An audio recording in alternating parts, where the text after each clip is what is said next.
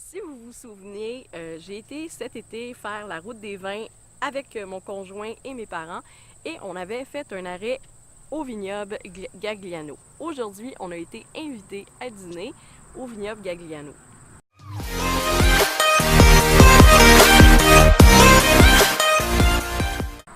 Étant donné que la dernière fois, il y a eu un débat sur qu'est-ce que goûtait le vin, mais je soupçonne que peut-être qu'on avait goûté trop de choses cette journée-là. Aujourd'hui, on va vraiment pouvoir apprécier le vin à sa juste valeur. Le vignoble Gagliano, on en parle beaucoup présentement parce qu'en 2017, ils ont gagné 4 mentions dans un concours à New York pour 4 de leurs vins.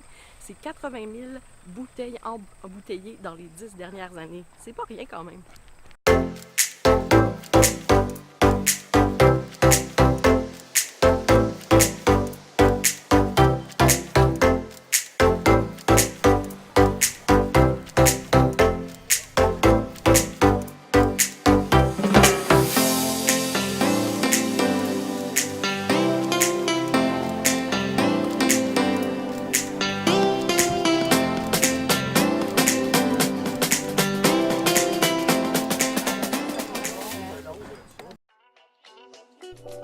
Hey, bonjour à tous, c'est Simon et puis c'est moi qui vais vous accompagner lors de la visite guidée que Monsieur Gagliano en personne nous a fait faire. Donc il nous a présenté où est-ce qu'il cueille justement les raisins qui font le vin.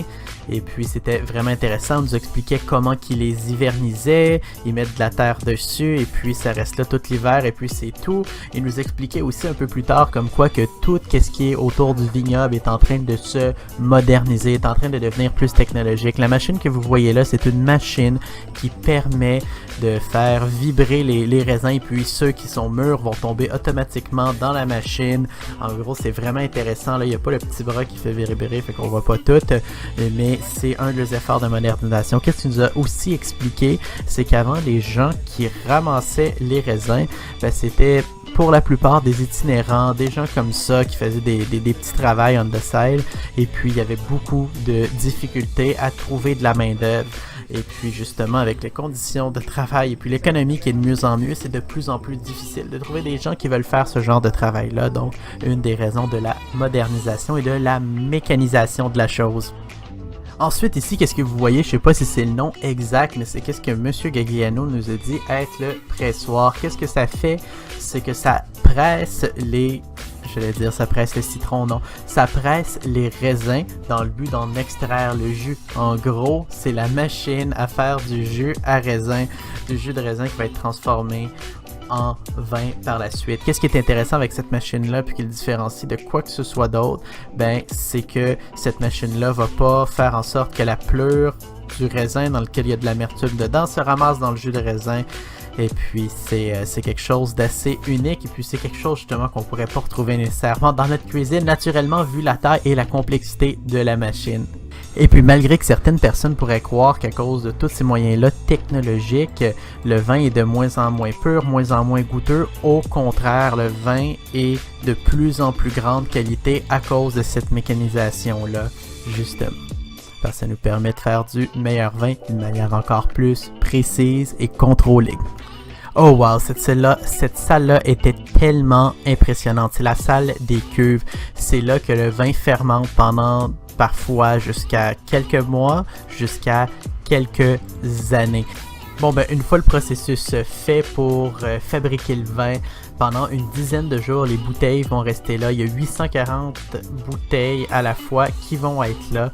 Et puis 1 à 2 fois par jour, ils vont les tourner comme ça pour faire disparaître les résidus qu'ils pourraient avoir dedans dû justement qui sont arrivés pendant la fermentation. C'est on peut dire un jus de fruits à la base, si on le laisse fermenter longtemps, un jus de fruits va toujours faire des résidus. Donc il les tourne 2 fois par jour pour faire disparaître ce genre de résidus-là. Et puis ensuite, si je ne m'abuse, une fois ce processus-là passé, ben, les bouteilles de vin sont prêtes à être emballées et envoyées soit à la SAQ, IGA ou Métro. Merci Simon. Écoute, on vient de visiter le vignoble, les installations, et puis c'était vraiment le fun et éducatif à savoir par rapport à ça. Et là, on va goûter le fameux vin blanc qui a été débattu lors de notre dernière visite. Je vous donne le verdict. Ah, j'avais raison parce qu'il y a une note sucrée là-dedans.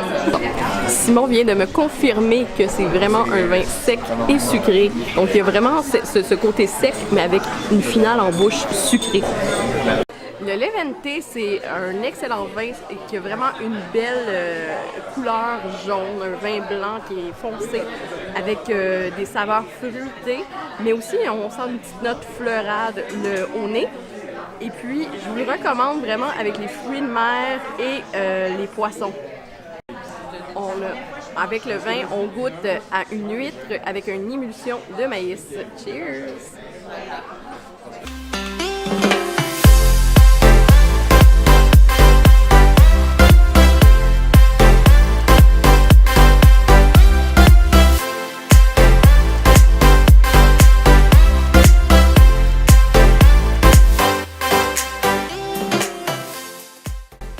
Présentement assis à table pour dîner et on va avoir un menu accord et vin avec les vins du vignoble Gagliano. Qu'est-ce qu'on mange en ce moment? C'est vraiment exceptionnel. C'est de la terrine de lapin de Stenstead et c'est local. Mais en plus de ça, le vin, l'accord mets vin est juste incroyable. C'est le Romanza, un rosé qui est sec mais en même temps tellement bon.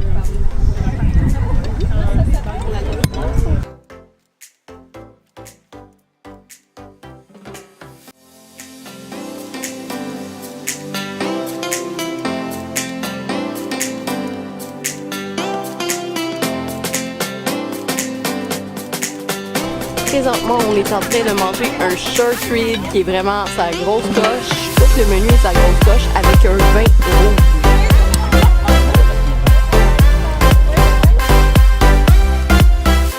Nous, on est rendu au vin de glace et donc c'est sérieux. Qu'est-ce qui est agréable, c'est qu'on a utilisé des saveurs locales. On vient de finir l'entremets et maintenant on s'attaque au dessert. On a goûté au vin blanc de glace qui était excellent, mais le vin rouge de glace, c'est particulier et très intéressant. Et là, on est avec un financier au Camerise qui est un produit local.